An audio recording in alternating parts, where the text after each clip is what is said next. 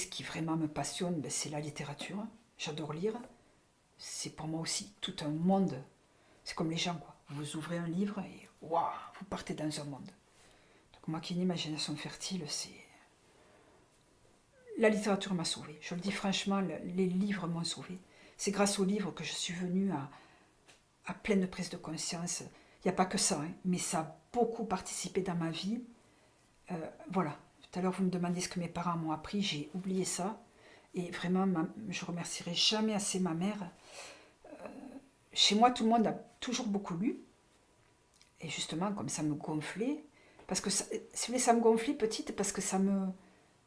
Je voyais bien que les gens y partaient, et donc ça me faisait encore que j'étais encore plus seule. Ça me mettait encore plus... Je me sentais encore plus étrange, si vous voulez, et du coup, ça me coupait de la relation. C'est pour ça que j'aimais pas les livres, parce que je trouvais que ça me... Dès que les gens étaient dans un livre, il n'y avait plus de relation, d'interaction possible. Donc, j'aimais pas les livres. Mais il y avait des livres partout chez moi, tout le monde lisait. Et ma mère, un jour, m'a dit, mais quand même, Véro, elle m'a dit, c'est parce que tu n'es pas tombé sur le bon livre. Il faut absolument que tu... Et elle m'a filé Vipère au point d'Hervé Bazin. Voilà. Donc, Folcoche restera. Donc, je remercierai jamais assez ma mère. Et en plus, j'avais eu un devoir de français où il fallait parler d'un livre, donc fantastique. Et j'avais eu 17.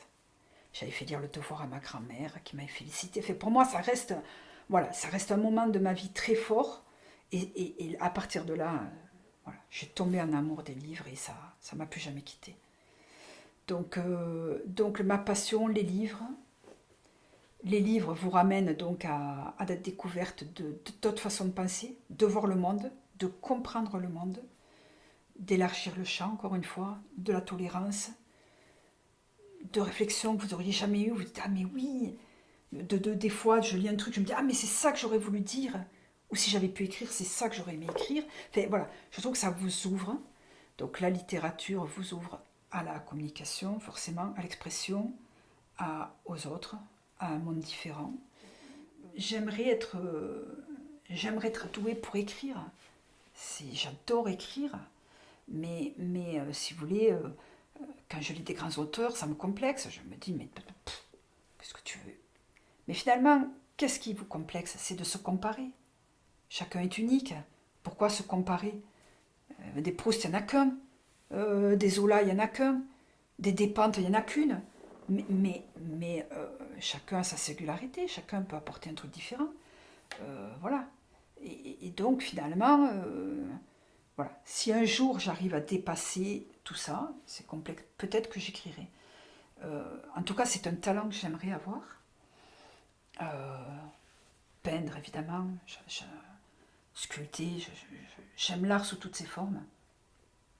Donc j'aimerais voilà, avoir un talent de ce type. Mais je vous dis, moi je pense que tous en soi on a des talents.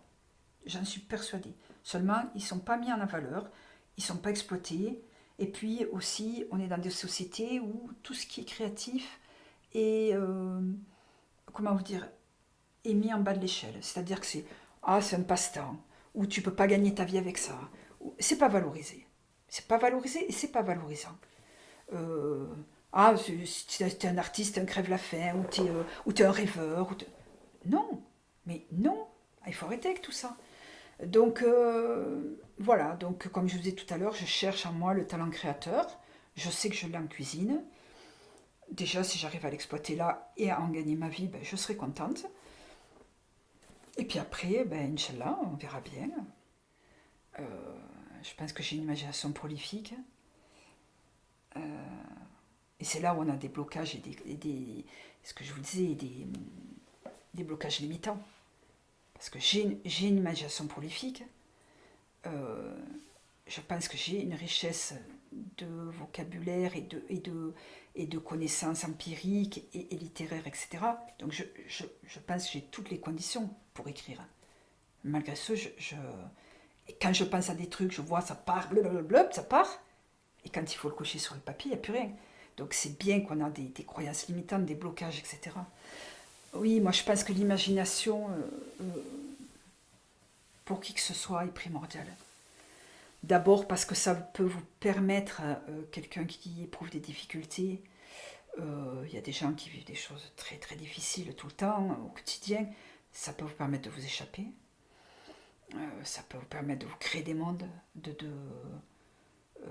d'entrevoir des possibilités.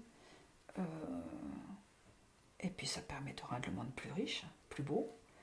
Euh, Même si en lui, je pense qu'il contient beaucoup de richesses et énormément de belles choses.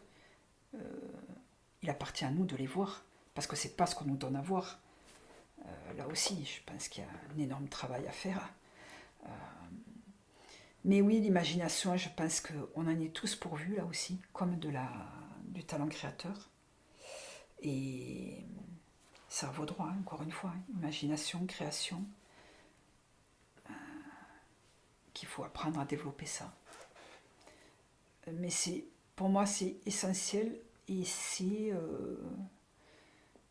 un peu comme l'air que vous respirez, quoi. Ça fait partie, des fois même sans s'en rendre compte, ça fait partie je pense, de nous tous, à plus ou moins grande échelle.